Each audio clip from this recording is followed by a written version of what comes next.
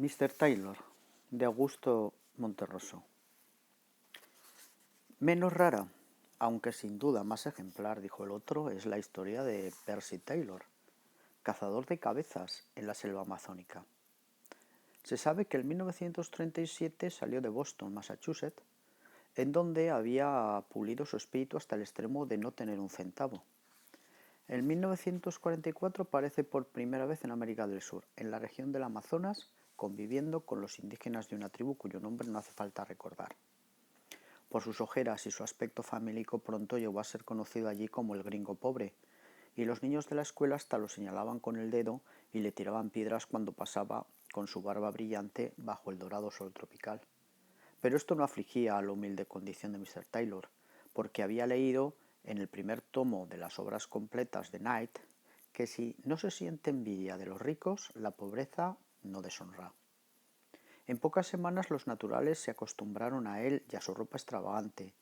Además, como tenía los ojos azules y un vago acento extranjero, el presidente y ministro de Relaciones Exteriores lo trataban con singular respeto, temerosos de provocar incidentes internacionales. Tan pobre y mísero estaba que cierto día se internó en la selva en busca de hierbas para alimentarse. Había caminado cosa de varios metros sin atreverse a volver el rostro cuando por pura casualidad vio a través de la maleza dos ojos indígenas que lo observaban decididamente. Un largo estremecimiento recorrió la sensitiva espalda de Mr. Taylor, pero Mr. Taylor, intrépido, arrostró el peligro y siguió su camino silbando como si nada hubiera visto.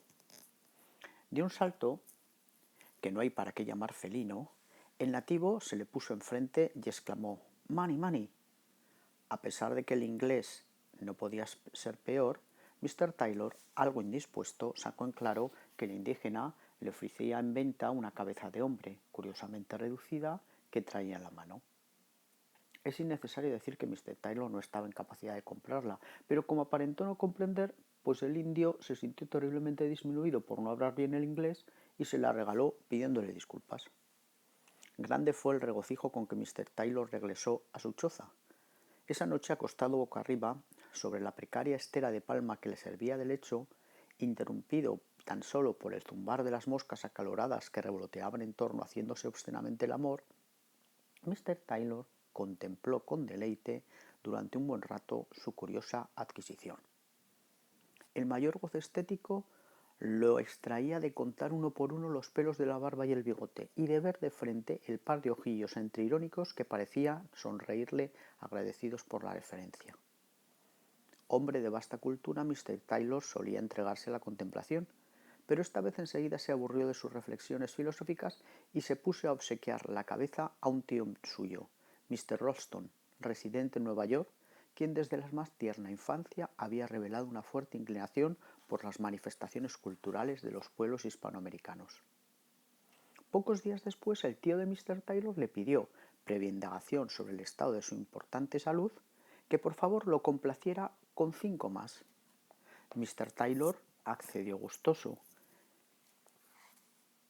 al capricho de Mr. Ralston y no se sabe de qué modo, a vuelta de correo, tenía mucho agrado en satisfacer sus deseos. Muy reconocido, Mr. Ralston le solicitó otras 10 y Mr. Taylor se sintió halagado de poder servirlo. Pero cuando pasado aquel mes le rogó el envío de 20, Mr. Taylor, hombre rudo y barbado pero de refinada sensibilidad artística, tuvo el presentimiento de que el hermano de su madre estaba haciendo negocio con ellas. Bueno, si lo quieren saber, así era. Con toda franqueza, Mr. Ralston se lo dio a entender en una inspirada carta cuyos términos resueltamente comerciales hicieron vibrar como nunca las cuerdas del sensible espíritu de Mr. Taylor. De inmediato concertaron una sociedad en la que Mr. Taylor se comprometía a obtener y remitir cabezas humanas reducidas en escala industrial, en tanto que Mr. Ralston las vendería lo mejor que pudiera en su país. Los primeros días hubo algunas molestas dificultades con ciertos tipos de lugar, pero Mr. Taylor, que en Boston había logrado las mejores notas con un ensayo sobre Stillman, se reveló como político y obtuvo de las autoridades no solo el permiso necesario para exportar, sino además una concesión exclusiva por 99 años. escaso trabajo le costó convencer al guerrero ejecutivo y a los brujos legislativos de que aquel paso patriótico enriquecería en corto tiempo a la comunidad y que luego estarían todos los sedientos aborígenes en posibilidad de beber, cada vez que hicieran una pausa en la recolección de cabezas, de beber un refresco bien frío cuya fórmula mágica él mismo proporcionaría. Cuando los miembros de la Cámara, después de un breve pero luminoso esfuerzo intelectual, se dieron cuenta de tales ventajas, sintieron hervir su amor a la patria y en 3 días promulgaron un real decreto exigiendo al pueblo que acelerara la producción de cabezas reducidas. Contados meses más tarde, en el país de Mr. Taylor, las cabezas alcanzaron aquella popularidad que todos recordamos. Al principio era privilegio de las familias más pudientes, pero la democracia es la democracia y nadie lo va a negar.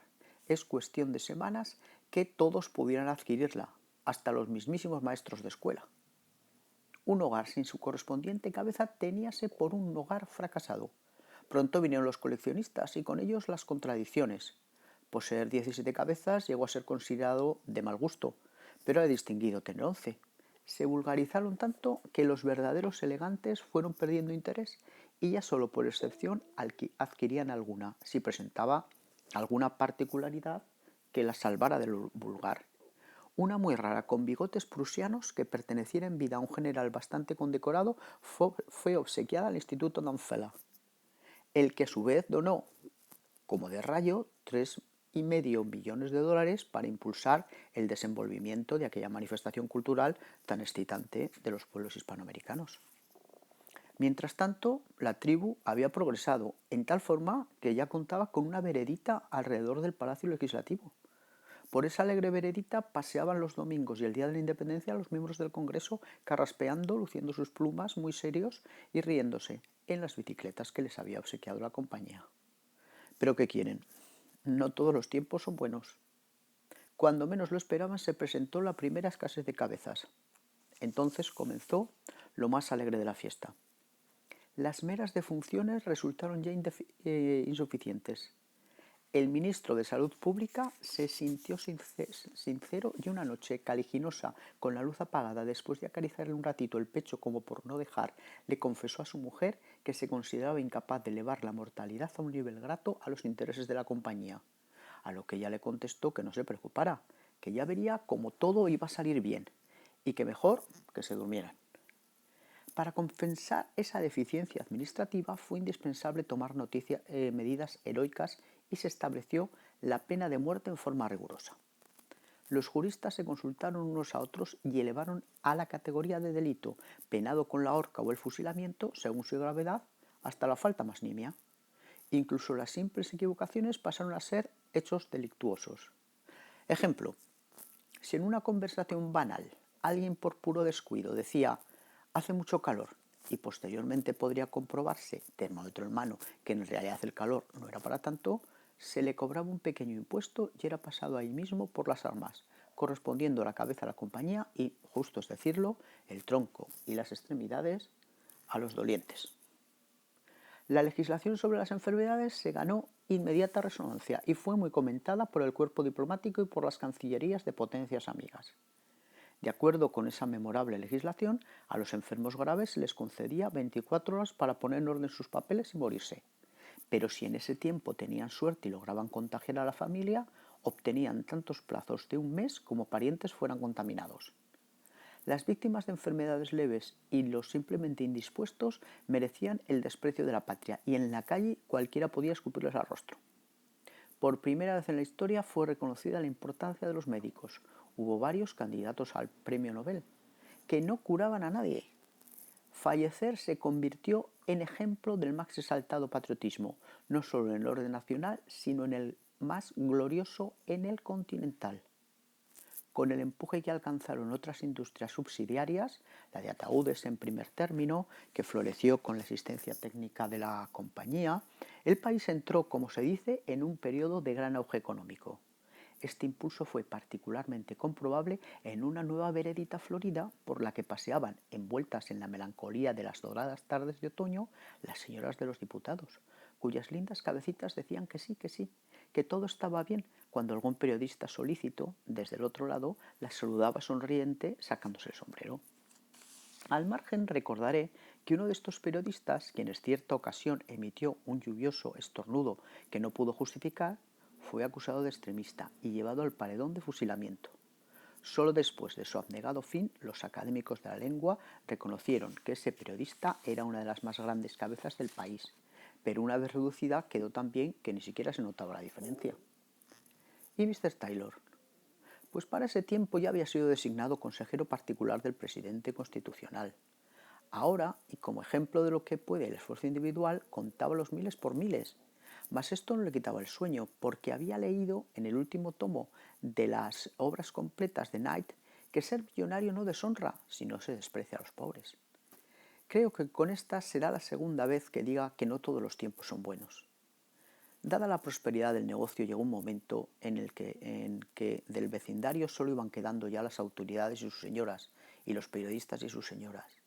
Sin mucho esfuerzo, el cerebro de Mr. Taylor discurrió que el único remedio posible era fomentar la guerra con las tribus vecinas.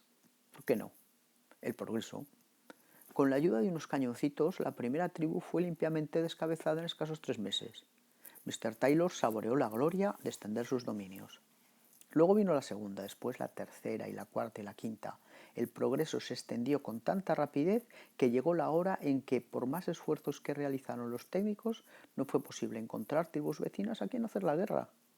Fue el principio del fin. Las vereditas empezaron a languidecer.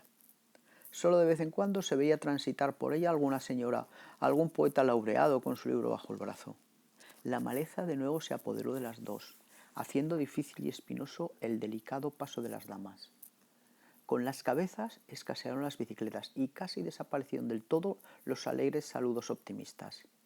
El fabricante de ataúdes estaba más triste y fúnebre que nunca, y todos sentían como si acabaran de recordar un grato sueño, de ese sueño formidable en que tú encuentras una bolsa repleta de monedas de oro y la pones debajo de la almohada y sigues durmiendo, y al día siguiente muy temprano al despertar la buscas y te hallas con el vacío. Sin embargo, penosamente, el negocio seguía sosteniéndose, pero ya se dormía con dificultad por el temor al amanecer exportado. En la patria de Mr. Taylor, por supuesto, la demanda era cada vez mayor. Diariamente aparecían nuevos intentos, pero en el fondo nadie creía en ellos, y todos exigían las cabecitas hispanoamericanas. Fue para la última crisis. Mr. Ralston, desesperado, pedía y pedía más cabezas. A pesar de que las acciones de la compañía sufrieron un brusco descenso, Mr. Ralston estaba convencido de que su sobrino haría algo que lo sacara de aquella situación. Los embarques, antes diarios, disminuyeron a 1 por mes, ya con cualquier cosa, con cabezas de niños, de señoras, de diputado. De repente, cesaron del todo. Un viernes áspero y gris, de vuelta de la bolsa, aturdido aún por la gritería y por el lamentable espectáculo de pánico que daban sus amigos, Mr. Ralston se decidió a saltar por la ventana, en vez de usar el revólver cuyo ruido lo hubiera llenado de terror, cuando al abrir un paquete del correo se encontró con la cabecita de Mr. Taylor, que lo sonreía desde lejos, desde el fiero Amazonas, con una sonrisa falsa de niño que parecía decir: perdón, perdón, no lo vuelvo a hacer.